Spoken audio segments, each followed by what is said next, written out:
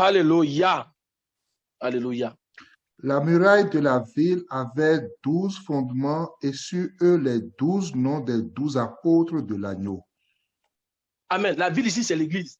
C'est la même qu'on trouve. C'est un autre schéma qu'on trouve d'après chapitre 12. On dit qu'elle avait 12 fondements. Souvenons-nous que les apôtres ne sont pas le fondement. C'est Christ qui est le fondement d'après 1 Corinthiens 3, 11. Amen. Mais leur enseignement, leur message véhicule le fondement qui est Christ. C'est pour ça eux-mêmes ils sont vus comme le fondement. Alléluia. Donc, la muraille, c'est-à-dire l'édifice qui est parvenu à la fin, on dit qu'elle sera marquée du nom des 12 apôtres de l'agneau, elle sera marquée de l'enseignement des apôtres, elle sera marquée, alléluia, du fondement, alléluia, qui est Christ. Amen. Et c'est pour cela que dans Éphésiens 2, en fait, tu connais le passage, je ne vais pas dire de reste, tu connais bien mon passage préféré. Alléluia, Éphésiens 2. Amen. Amen. Alléluia. Éphésiens 2, verset 19. C'est ça.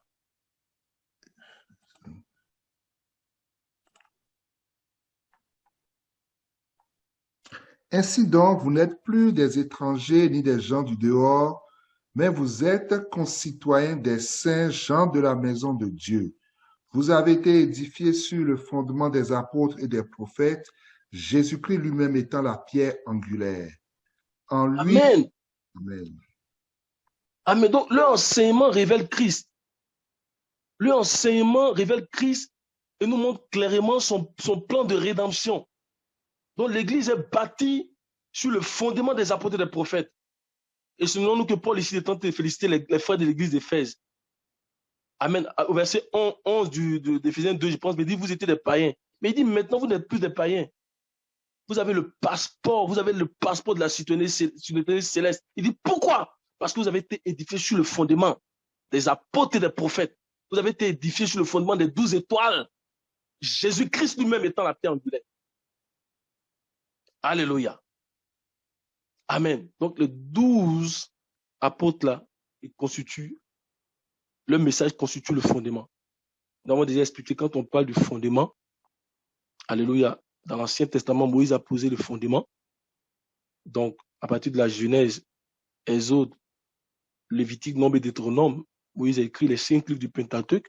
Il a été le père nourricier de l'Ancien Testament. On a vu que depuis Josué jusqu'à Malachie, tous ceux qui sont venus, aucun ne s'est détenu de ce que Moïse a dit. Et tous ceux qui le faisaient, Dieu était d'accord avec eux. La même chose aussi, l'Église qui doit être bâtie aujourd'hui, l'Église du Nouveau Testament, là, elle doit être bâtie sur le fondement des apôtres et des prophètes. Quel est ce fondement-là? Ça nous parle des 4 évangiles, ça nous parle des actes des apôtres, ça nous parle de tous les épîtres des ministères écrits du Nouveau Testament qu'on voit. Donc, Corinthiens, Galates, 1 Pierre, 2 Pierre, donc tous ces épîtres-là, ça nous parle de l'Apocalypse. L'Église doit être bâtie sur ça. Alléluia. Donc, la femme qu'on voit dans l'Apocalypse chapitre 12, elle est bâtie sur ce fondement. Alléluia. Donc, c'est le ministère des étoiles. Amen. Donc, les étoiles ici, on a vu, ce sont les 12 patriarches. Amen. Et quand on revient donc dans l'âge du Nouveau Testament, dans l'âge de la foi, ce sont les apôtres de Christ. Mais ce que nous disons en fait, c'est que d'une façon générale, chaque croyant a une position d'étoile dans le ciel. Chaque croyant est établi dans le ciel pour faire briller la lumière de Dieu dans ce monde pervers, dans ce monde obscur. Alors, mon frère, amen, tu as une étoile dans le ciel. Ma soeur dit, tu as une étoile dans le ciel, chaque croyant. Amen. On va regarder Genèse chapitre 15. Nous sommes sur les étoiles. Hein. Genèse chapitre 15, on va regarder le verset 5 au verset 6. Amen. C'est vrai qu'on parle des 12 apôtres, on parle des ministères, mais je veux dire de façon générale, nous sommes tous des étoiles. Alléluia. Et après l'avoir conduit dehors, il dit, regarde vers le ciel et compte les étoiles si tu peux les compter. Et il lui dit, telle sera ta postérité. Abraham eut confiance en l'Éternel qui le lui imputa à justice. Amen. Mais Dieu a montré cela à Abraham. Il dit, mais regarde, relève tes yeux et regarde. Tes descendants seront des étoiles. Est-ce que tu peux les compter? Il dit, regarde les étoiles, telle sera ta postérité. Mais quand on parle de la postérité d'Abraham, on parle de qui? Amen. Galates chapitre 3, verset 7. Qui sont ces étoiles-là? Pour que je dise aujourd'hui que l'Église tout entière, d'une façon générale, nous sommes des étoiles. Qui est la vraie postérité d'Abraham? Qui est la vraie descendance d'Abraham? Alléluia. Galates 3, verset 7.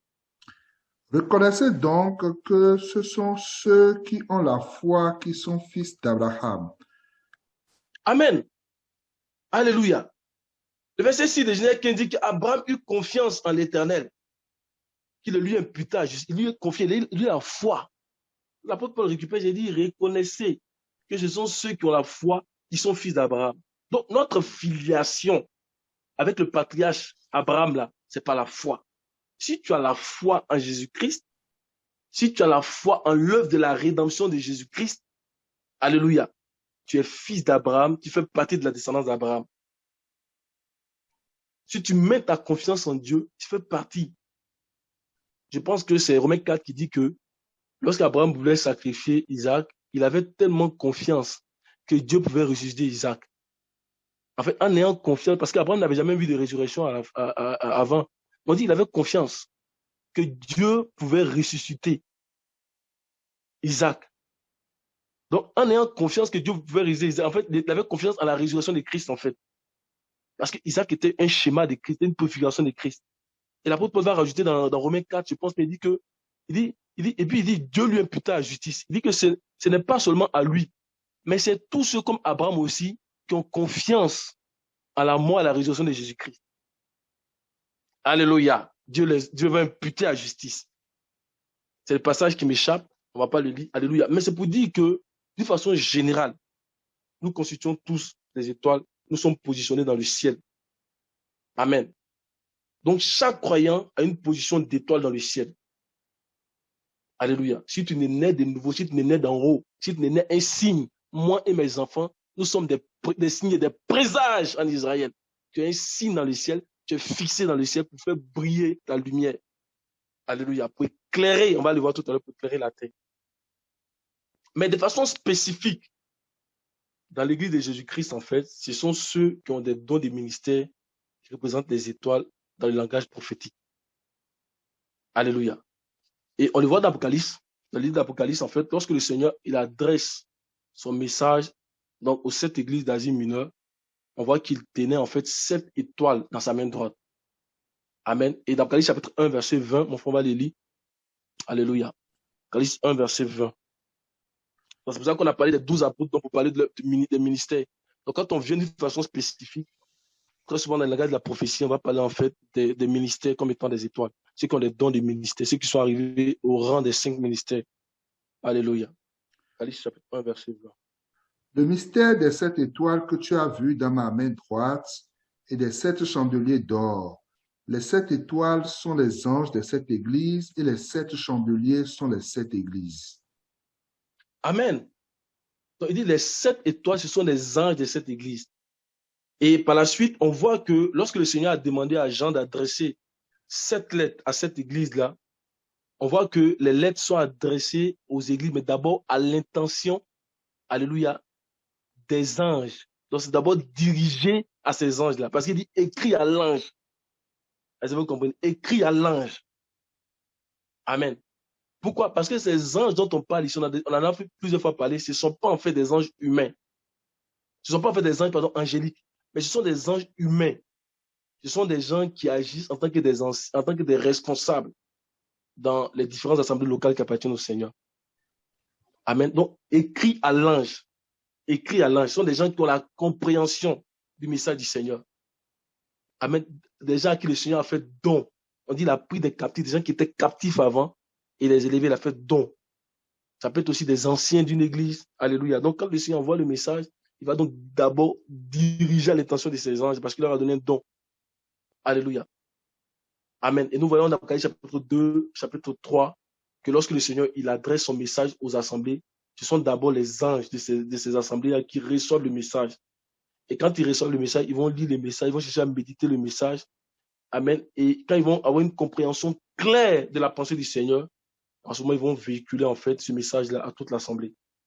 Alléluia. Et la prière de mon cœur, comme la prière de tous les anciens ici, c'est que tous les frères de l'église équipée, vous tous qui êtes là, hein, nous tous qui sommes là, nous ayons des dons des ministères. Alléluia. Nous serons tous des étoiles dans la main droite du Seigneur. C'est-à-dire le Seigneur les soutient fidèlement. Amen. Et il leur montre des choses qui touchent à son projet, qui touchent à la rédemption. Donc, d'une façon spécifique, quand on parle des étoiles, on parle des ministères. Alléluia. D'une façon générale, chaque croyant a une position d'étoile dans le ciel. C'est bon? Alléluia. Donc, nous avons vu le symbole du soleil, le symbole de la lune et le symbole des étoiles dans le contexte de Genèse chapitre 37. Donc, le soleil spirituellement qui est Christ, la lune qui représente l'Église, qui reçoit la sémence et qui fait briller les rayons donc de la lumière. Donc, sur ceux qui la constituent, et les étoiles donc qui sont des gens à qui le Seigneur donne la sagesse, donc des responsables dans les assemblées qui reçoivent le message du Seigneur, qui lisent le message, qui méditent le message et à qui le Seigneur donne une compréhension. Et lorsqu'ils ont une pensée claire donc, du message du Seigneur, ils véhiculent ce message donc, à la grande assemblée. Mais d'une façon générale, on a dit que chaque croyant aussi a une position d'étoile dans le ciel. Alléluia.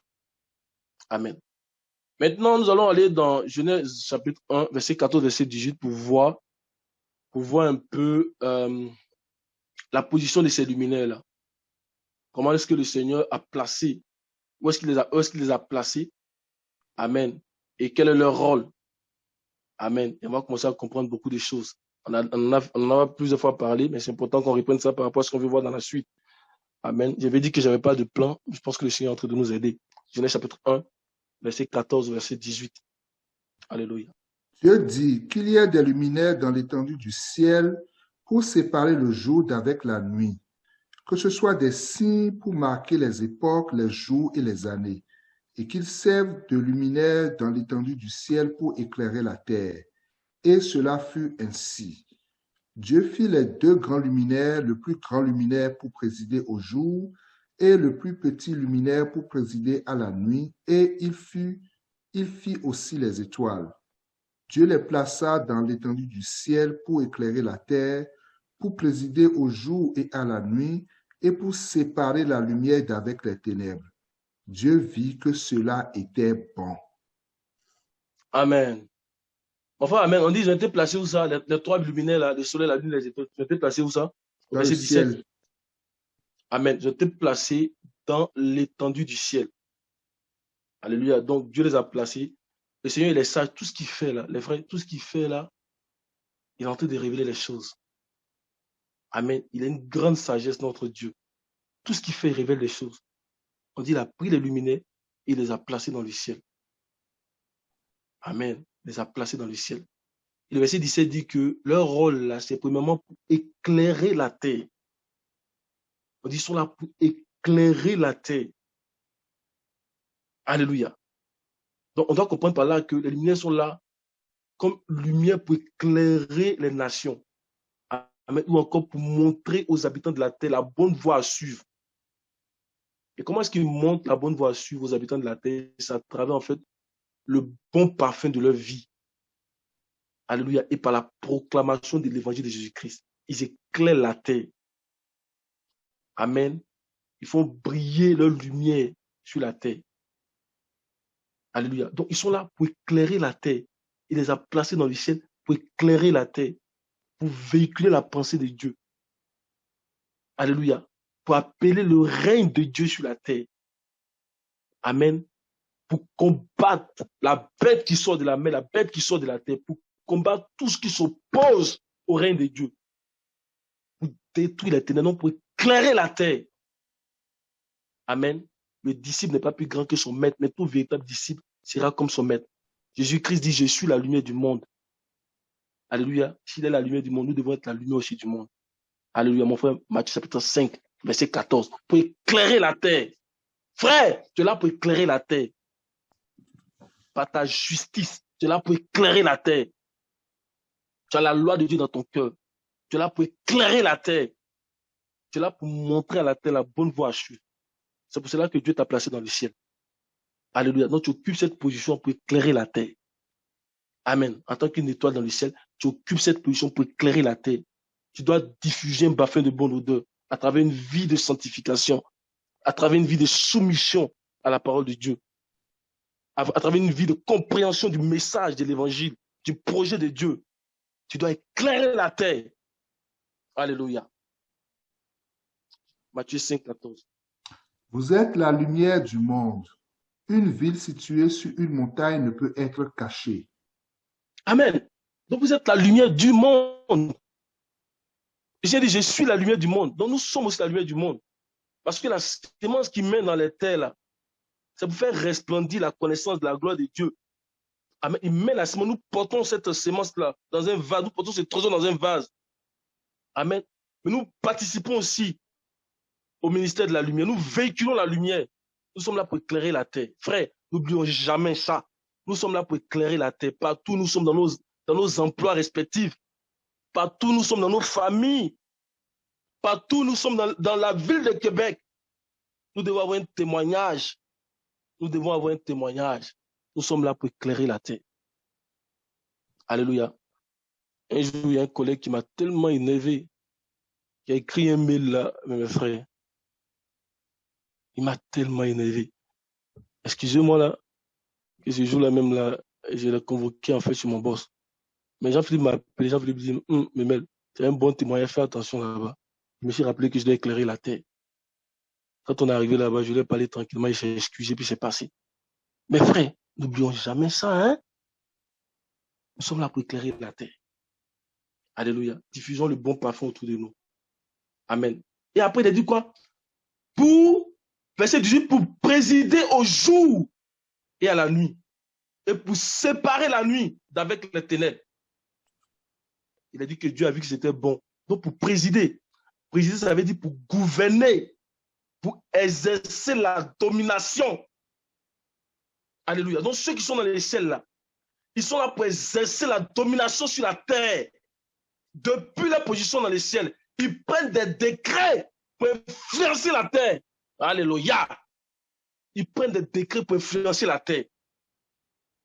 Amen. Parce qu'ils se sanctifient, parce qu'ils diffusent la bonne lumière. Ils prennent des décrets. Ils influencent la terre. Ils influencent les lieux célestes où ils sont positionnés. Ils influencent. Amen. Donc pour présider, pour gouverner, pour dominer et pour séparer. Matthieu 18, verset 18. Matthieu 18, verset 18 et Daniel 4, verset 17. Alléluia.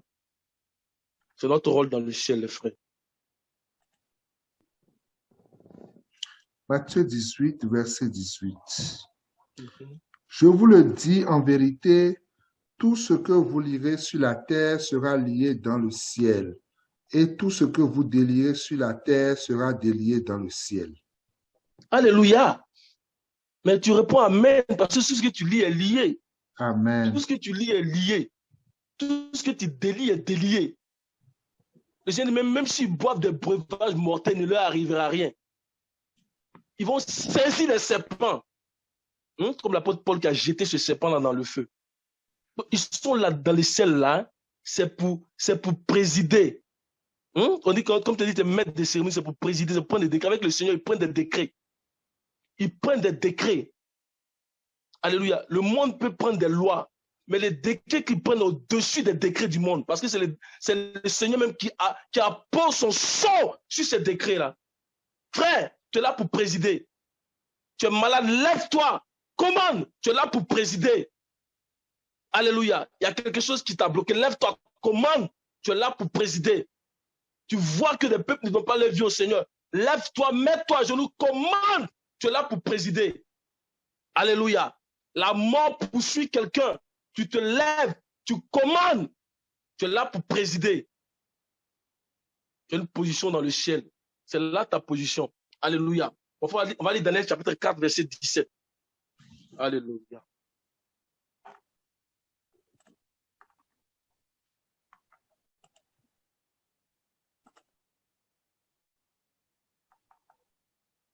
Cette sentence est un décret de ceux qui veillent. Cette résolution est un ordre des saints, afin que les vivants sachent que le Très-Haut domine sur le règne des hommes qu'il le donne à qui il lui plaît et qu'il élève le plus vil des hommes. Amen. Ce qui est arrivé à Nebuchadnezzar, il a commencé à manger des herbes là. Ce n'est pas arrivé comme ça. On dit que ce sont des saints qui se sont levés pour commencer à prier. Dans l'Ancien Testament, là, Israël, l'ancien Israël, puis les anges constituent en fait ces saints-là. Dans le Nouveau Testament, c'est l'Église et les anges qui prennent les décrets. Ce qui est arrivé à Nebuchadnezzar, c'est une sentence des saints. C'est ceux qui veillent. Comme j'ai beaucoup écouté Isaïe dans ces temps-ci, j'ai écouté, je ne sais pas si c'est dans Isaïe 62, là, il dit qu'il a mis des sentinelles sur des murailles. Il dit qu'ils vont crier jusqu'à ce que la gloire de Jérusalem soit répandue sur toute la terre. On dit qu'ils ne vont pas se taire jusqu'à ce que la gloire de Jérusalem soit répandue sur toute la terre. C'est la sentence de ceux qui veillent. Ils prennent des décrets. Frère, si tu ne connais pas ta position dans le ciel, si quelqu'un ne connaît pas sa position dans le ciel, que le soir, le Seigneur vraiment renouvelle, envoie une onction pour qu'il puisse voir sa position dans le ciel. Au nom de Jésus. Alléluia. On prend des décrets. Parce qu'on se sanctifie, on prend des décrets, le Seigneur exécute. Alléluia. Parce que nous sommes la ville d'administration du Seigneur. Nous sommes Sion, nous sommes la ville où le Seigneur administre. L'église est la colonne et l'appui de la vérité. C'est là que le Seigneur administre la terre. Tout ce que vous allez lier sur la terre sera lié dans le ciel. Alléluia. Il dit que si deux d'entre vous seulement s'accordent pour demander quelque chose dans mon nom, il leur sera donné. Parce que vous prenez des décrets. Amen. Ensuite, dans le même verset 18, on dit c'est pour séparer la lumière d'avec les ténèbres. Alléluia. Donc, ce travail de séparation-là, ça s'est fait d'abord en lien avec le véritable message de l'évangile qui vient pour mettre en lumière l'abri de la fausseté, l'abri des doctrines des démons. Amen. Donc, par là, on veut séparer le vrai message du bon message. Alléluia. Donc, ça, c'est un travail de séparation. Donc, venir contre le refus de la fausseté. Alléluia. Alléluia. Et deuxièmement encore, ce travail de séparation est fait en lien avec la conquête des âmes. C'est-à-dire aller arracher ceux qui sont captifs des ténèbres. Amen. Et les amener à la lumière admirable du Seigneur. Alléluia. Comme le Seigneur a dit à l'apôtre Paul dans Acte 26, verset 17 à 18. Quand tu vas lire ça, on va continuer. Je ne suis même pas encore arrivé au milieu du message. Le Seigneur nous aide. Amen. Alléluia. Acte 26. Je t'ai choisi du milieu de ce peuple et du milieu des païens, vers qui je t'envoie, afin que tu leur ouvres les yeux, pour qu'ils passent des ténèbres à la lumière et de la puissance de Satan à Dieu, pour qu'ils reçoivent par la foi en moi le pardon des péchés et l'héritage avec les sanctifiés. Amen. Donc, pour qu'ils passent des ténèbres à la lumière, pour que tu les sépares des ténèbres. Alléluia. Donc, c'est un travail de séparation aussi. Alléluia. Pour qu'ils passent des ténèbres à la lumière et de la puissance de Satan. Et de la puissance de Satan, pour qu'ils reçoivent par la foi en moi le pardon des péchés. Donc, tu les sépares du péché. C'est un travail de séparation aussi. Alléluia. Maintenant, on va relire Genèse chapitre 1, verset 17 pour continuer. Donc, nous sommes en train de voir le rôle des luminaires dans le ciel. C'est quoi ton rôle en tant que luminaire dans le ciel? Avec le Seigneur qui représente le soleil. Quel travail tu fais dans le ciel? Alléluia. Dieu les plaça dans l'étendue du ciel pour éclairer la terre, pour présider au jour et à la nuit, et pour séparer la lumière d'avec les ténèbres. Dieu vit Amen. que cela était bon. Alléluia. Donc, le ciel, en fait, de langage prophétique, nous parle de la sphère de communication spirituelle de l'Église. On a déjà parlé de ça. La sphère des activités de l'Église. La sphère de la vie au quotidien du croyant. Amen. On connaît cela dans Éphésiens 2:6. Il a dit que il nous a ressuscités avec lui et nous a fait asseoir avec lui dans les lieux célestes. Amen. Donc, les étoiles qui sont dans le ciel, en fait, ce ciel-là, c'est la sphère de l'activité de l'Église. De l'activité de l'Église, c'est la sphère de communication de l'Église, communication spirituelle. C'est la sphère où nous agissons tous les jours, nous travaillons tous les jours. Amen. Tu es sur la terre, mais tu es dans le ciel. Le Seigneur, dans les jours de sa chair, il était encore sur la terre, puis il disait le Fils de l'homme qui est dans le ciel. Donc, tu agis dans une sphère spirituelle. Alléluia. Donc, le Seigneur t'a placé là-bas. Tu es là-bas en tant que luminaire. Tu es né d'en haut. Tu es en haut. Quand Christ, notre vie apparaîtra, notre vie apparaîtra avec notre vie est cachée en Christ. Christ est assis dans le lieu céleste, notre vie est cachée en lui. Alléluia. Alors, si nous sommes les habitants du ciel, qu'est-ce que nous devons faire? Le Seigneur nous enseigne que là où nous sommes là, c'est un grand privilège. Il y a un grand privilège d'être assis dans le ciel. Parce que le Seigneur nous enseigne que dans les derniers temps, il va se passer beaucoup d'événements dans le ciel. Et ceux qui sont assis dans le ciel et ceux qui sont en relation avec le Seigneur doivent prêter attention à ce qui se passe dans le ciel. Alléluia. Parce qu'en prêtant attention, ça va leur permettre de se préparer au retour glorieux du Seigneur. Quand ils vont commencer à voir ces choses-là. Parfois, on se transporte dans Luc chapitre 21 et on lit le verset 25 au verset 28. Donc, notre position dans le ciel, là, il y a un privilège d'être assis dans le ciel. Il y a un privilège à travers les dons que le Seigneur a déversés, le don de l'Esprit. Il y a des choses qu'il va nous présenter dans le ciel. Il y a des choses qu'il va nous montrer et qui vont nous permettre de nous préparer. Comme les Zacharites, on sera à même de connaître en fait le temps et ce que le Seigneur est en train de faire dans ce temps-là. Et on sera à même de... Parce que nous sommes assis dans le ciel. Donc, être assis dans le ciel, c'est un grand privilège. Parce que ce que l'homme ordinaire ne voit pas, toi, tu peux voir parce que tu es assis dans le ciel. Alléluia. Amen. Luc 21, verset 25. Donc, il y a des événements qui vont se passer dans le ciel. Mes frères, vraiment, aujourd'hui, nous devons passer plus de temps avec le Seigneur qu'avec les hommes. Passons plus de temps avec le Seigneur. Passons plus de temps avec le Seigneur en train de révéler beaucoup de choses. Passons plus de temps avec le Seigneur. Parce qu'il y a des choses qui se passent dans le ciel. Amen. Et le Seigneur en a parlé aussi dans les Écritures. Il y a des choses qui se passent dans le ciel. Amen. Luc 21, verset 25 à 28. Il y aura des signes dans le soleil, dans la lune et dans les étoiles. Et sur la terre, il y aura de l'angoisse chez les nations qui ne sauront que faire, au bruit de la mer et des flots, les hommes rendant l'âme de terreur dans l'attente de ce qui surviendra pour la terre, car les puissances des cieux seront ébranlées. Ainsi, on verra le Fils de l'homme venant sur une nuée avec puissance et une grande gloire. Quand ces choses commenceront à arriver, redressez-vous et levez vos têtes, parce que votre délivrance approche. Amen. Donc ici, en fait, le Seigneur, il est en train de nous enseigner que dans les temps de la fin, il y a plusieurs événements qui vont se dérouler dans le ciel. Amen. Les luminaires vont commencer à recevoir beaucoup de choses. Amen. Il y a beaucoup d'événements. Amen. Il dit que pendant que la terre, qui nous parle aussi des personnes charnelles, des personnes qui n'ont pas Christ, pendant qu'eux, ils seront dans l'angoisse, pendant qu'ils seront en train de se demander, mais qu'est-ce qui se passe? Pourquoi ce stress? Pourquoi ces efflats? Pourquoi est-ce que tout est en train de devenir la cherté de la vie? Ils sont en train de se poser beaucoup de questions. Ils seront dans l'angoisse. La Bible dit que, le Seigneur dit que ceux qui sont dans le ciel, là, ils auront le privilège d'observer de grands signes, c'est-à-dire des avertissements du Seigneur. Et ces avertissements-là ont pour but de permettre à ceux qui sont assis dans le ciel, c'est-à-dire à son peuple fidèle, de se préparer à la manifestation du Seigneur qui va venir dans toute sa gloire.